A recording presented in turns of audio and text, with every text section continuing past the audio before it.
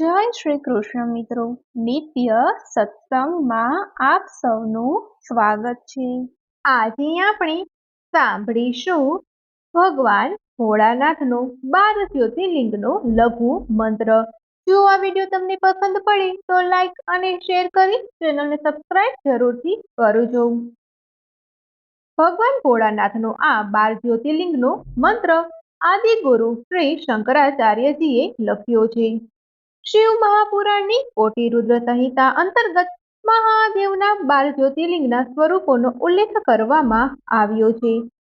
ભગવાન ભોલેનાથ ભંડારીના આ 12 નામનું સ્મરણ કરનારનું દુર્ભાગ્ય તરત જ સમાપ્ત થઈ જાય છે અને તેને સુખ અને સૌભાગ્યની પ્રાપ્તિ થાય છે। ભગવાન શિવના ભક્તો જો આમાંથી કોઈ પણ એક સ્થાને જાય અને ત્યાં બેસી ઓમ નમઃ શિવાય અથવા મહામૃત્યુંજય મંત્રનો જાપ કરે તથા તેમની સ્તુતિ કરે તો નિર્દોષ ભંડારી તેમને દર્શન આપે છે અને ભક્તોની બધી મનોકામનાઓ પૂર્ણ કરે છે। એટલું જ નહીં, આવા ભક્તો આ જીવનમાં આનંદથી જીવીને સ્વર્ગ પ્રાપ્ત કરે છે, ત્યાં તેઓ સ્વયં શિવના ગણોમાંના એક બની જાય છે।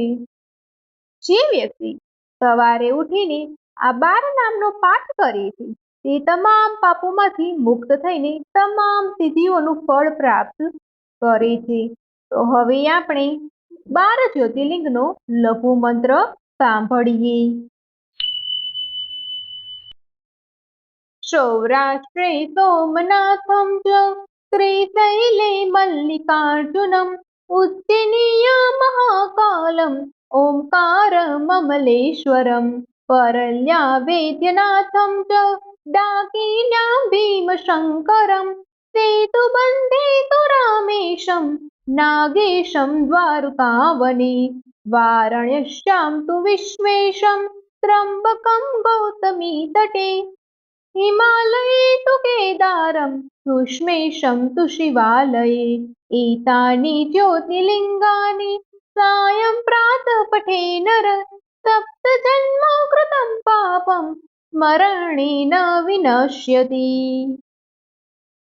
इति श्री 12 ज्योतिर्लिंग स्त्रोत समाप्त। ओम तत्सत। મિત્રો, આ હતો 12 જ્યોતિર્લિંગનો લઘુ મંત્ર, જેનો નિત્ય પાઠ કરવાથી ભગવાન ભોળાનાથની કૃપા પ્રાપ્ત થાય છે તથા સર્વ મનોરથો પૂરા થાય છે।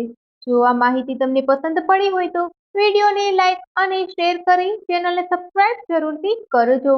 જય શ્રી કૃષ્ણ।